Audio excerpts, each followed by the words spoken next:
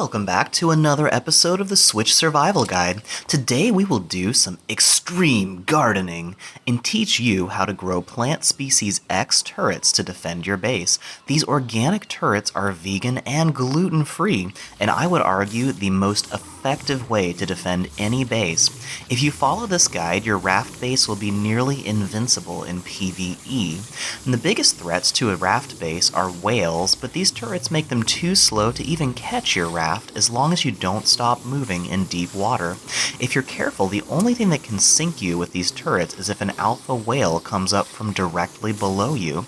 And even alpha predators are no match for these turrets. I was able to kill an alpha tyrannosaur and an alpha shark at the same time without taking any damage to my base. So follow this guide and you will have an epic battleship at your command. Before we get started, we need plant species X seeds, which are found in the swamp in the middle of the island. If you have not watched episode 41, there's a link at the end of this video to the Switch Survival Guide playlist, where you can find this episode, which will show you exactly how to get these seeds as safely as possible. Now, safe is a very relative thing in the swamp, but episode 41 will give you your best chance of survival. So the first thing we need in order to make our plant species X turrets are large crop plots, which are unlocked at level 36. Now, you can grow any kind of vegetables in these large crop plots, but we're going to grow some organic turrets, which will be one of the best ways to defend your base. I would argue the best way to defend your base. A lot of people use auto turrets to do the same thing, but I don't think they're quite as effective, and they require an electric system to be up and running. You have to be level 70 almost to unlock them, and they require tons of metal to use their ammunition. But plant species X actually uses fertilizer as ammunition. So I'm going to make 4 large crop plots, and then I'm going to collect all the dinosaur droppings I can find all over the island. So you probably thought I was weird picking up dinosaur poop all the time, but we are actually going to use that as fertilizer while plant species X turrets are growing, and then once they're finished growing, they use it as ammunition.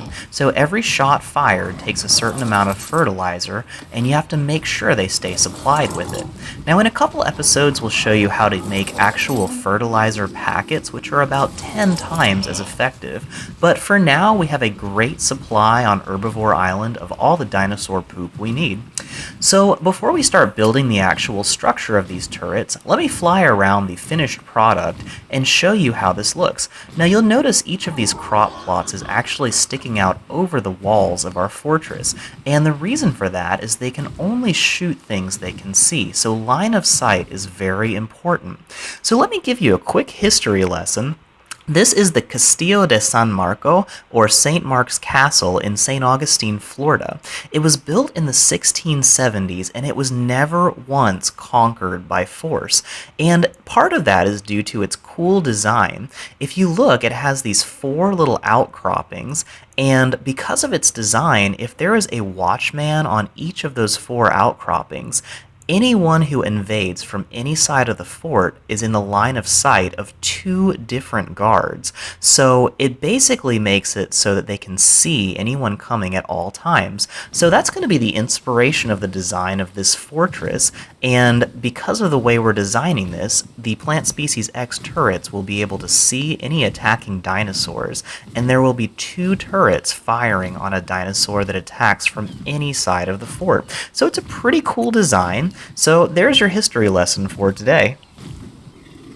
So now that we have an idea of where we want this layout to be on our base, we're actually going to grab the materials we need. So I've got 8 stone door frames, 6 stone ceilings, and 2 or 3 ladders just in case we need an extra one. And I'm going to head back up to the top of the base. Now, as you can see here, our stone dinosaur gateways stick up way over the roof here on either side, and from here we cannot even see over them. And so if we place a turret right on the roof, it would be blocked in its line of sight from being able to hit anything on either side of the raft. And we want these turrets to be up high so they'll be able to shoot down over the walls and be able to hit anything on either side. So I'm going to go ahead and snap these door frames in place and basically use them as pillars, but they'll be a little bit less obtrusive if we just use these door frames. And we'll also be able to see through them well enough when we are driving the raft. So I'm going to stack 2 of these on top of each other, and that places the ceiling at just the right height to stick out over this door frame, and we'll be able to see down over the dinosaur gateways on either side. And then I'll snap the ladder down from the side of that ceiling so that we'll be able to climb up on top of there, and we'll put the turrets on top of these platforms where we can have them be able to see any attacking dinos, and we're also going to be able to shoot down from here from relative safety. So I can actually snap these ceilings to the corner of the other ceiling, and as you can see, they actually stick out over both sides and give you a good line of sight from the front and side of that section. So we'll do the same thing over here, and I'm just going to drop a stone door frame on this side, and we'll build this back up, and just like on the other side, we'll place a stone ceiling on top there. And from there we'll put a ladder coming down from that, and we're basically going to just make that symmetrical on both sides. Whoops, I did not mean to pick up that ladder. I'm still not used to that new plugin that allows you to do that. And there we go. This time we're going to climb instead of picking up the whole ladder. And we'll snap this so it's sticking out over the side there, and once again has some good line of sight.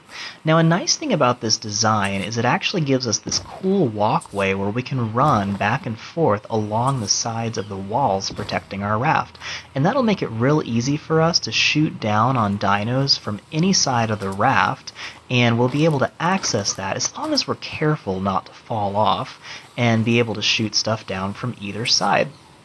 So we'll put 2 more stone gateways there, some stone walls, I'm sorry, and place the ceiling on this side. And as you can see from here, I can see all the way down that side of the raft, all the way around the corner, and then all the way to the other side. And the only blind spot is if something is directly below where I'm standing. So these turrets will be able to hit everything except something right underneath them. But there are also going to be turrets on either other corner, and those will be able to shoot something that's directly beneath this one.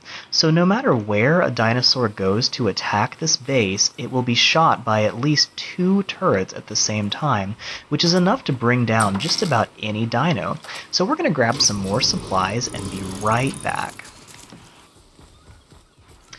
And now we are heading back up to the base, and I've got more materials that I'm going to need to actually make the turrets themselves. So the first thing I brought up is the large crop plot, and we are having some trouble here because you can see it's highlighted red, and it needs to be highlighted green in order to place it. And the message says the structure is too high above the platform. So it looks like this section is actually going to be too far away from the rudder. So I'm going to start by placing the ones on the front here instead. So we'll drop this down on this section, and that actually is doing just fine because it's not as far from the rudder in the front.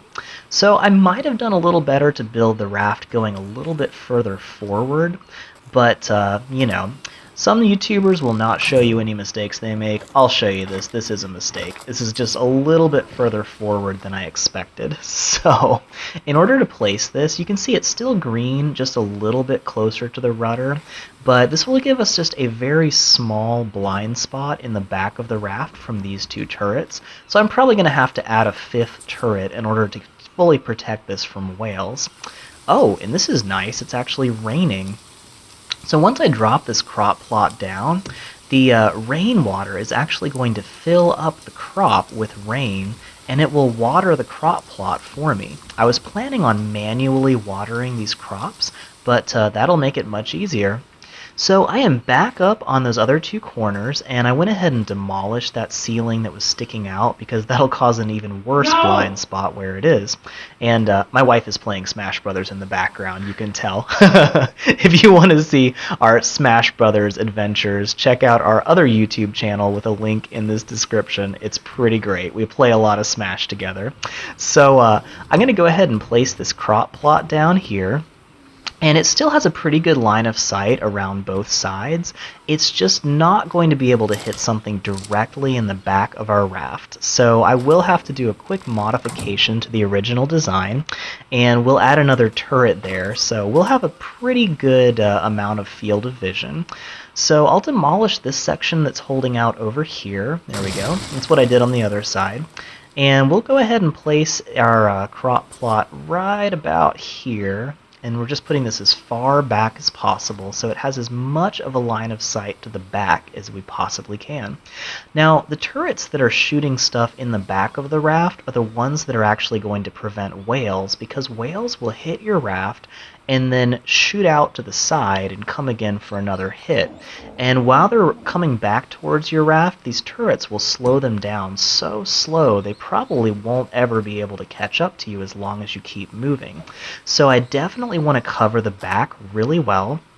So I'm going to place this 5th crop plot as far back as I can, and that's about as far as I can go. And this is still going to be able to see just about anything that isn't directly under the back of our raft. So I am back here with all the supplies that I need to actually grow the turrets. Now you need to start with a large crop plot, but every plant also requires water, fertilizer, and a seed. So if you look at the text here, in the blue it says water 0 out of 600 and not irrigated, not fertilized, and not seeded. Those are the 3 main requirements to grow something. So the first thing I want to do is actually add water. So I'm going to place my water skins into the crop plot's inventory and then use the right trigger to use them, and that will drop their water into the crop plot. And we now have 75 out of 600 water in there. So I'm going to hop back down here into the water, fill these back up, and then head back up to the crop plot and use them inside the crop plot again. And every time I do that, I'm adding more water to it. And this will just take a couple of times to fill up the water in this crop plot. But usually about once a day in a tropical climate like this, it will rain. And there we go, we now have 375 water in this, so probably one more trip will give us enough. I like to keep the water maxed out in my plants as much as possible. But about once a day it will rain, and it'll fill up that entire water supply with just the rainwater. So if you wait a while, if you're more patient than I am, you can just let the rain fill up the irrigation on your crops, and then you'll be fine. You can also build irrigation systems, but it's a lot of trouble and you cannot put one on a raft, so I'm not even going to worry about that right now. We'll just do it manually. Now I'm going to drop in this medium dinosaur feces, which serves as fertilizer, and then if you look at the brown fertilizer number, it is 22500, so there's quite a bit of fertilizer in that. And now we're going to drop in a seed, and since we have all the necessary things for life, that little seedling is going to pop up. And now you can see in the blue where it used to say not seeded, it says plant species X seed, parentheses, seedling. And it has different stages of growth, but seedling is the first, and it will continue to consume water and fertilizer as it grows. Now it's very important to note that if a plant species X turret runs out of fertilizer at any time, it will immediately die and you have to replant it. And every time it shoots something, it uses up some fertilizer as ammunition. So it's really important to keep them full of fertilizer.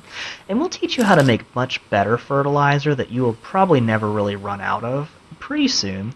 And there's some great ways that we can just get ridiculous amounts of organic fertilizer produced in your base to where you'll never run out. But that'll be for a later episode. So let me fly around here, and you can get a good view of how this base looks.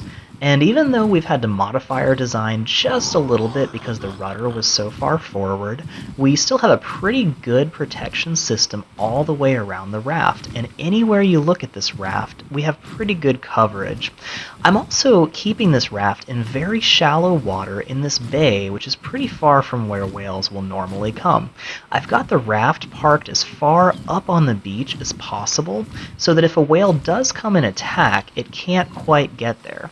And I've gone ahead and skipped ahead in time. There will be a couple of episodes between what you're seeing now and what was in the episode earlier. So I'll show you what happened there in a little bit. but it takes about a day for these plant species X turrets to mature. And during that day, as you can see, I tamed a green pteranodon and did a bunch of other stuff. But I wanted to move my raft far away from Herbivore Island because the second these turrets mature, they actually start shooting, and I did not want to pick a fight with a brontosaur on the beach next to my other tames and then have an immediate gang war between my dinos and the peaceful herbivores. So I'm actually on the other side of the coast here, so I don't have any problems. Now if I hold down X, I've got a bunch of menu options, and I'm going to change the targeting distance of each of these turrets to high. And as you can see, this guy is still a growthling, so he has not quite matured, but they'll be maturing any second now.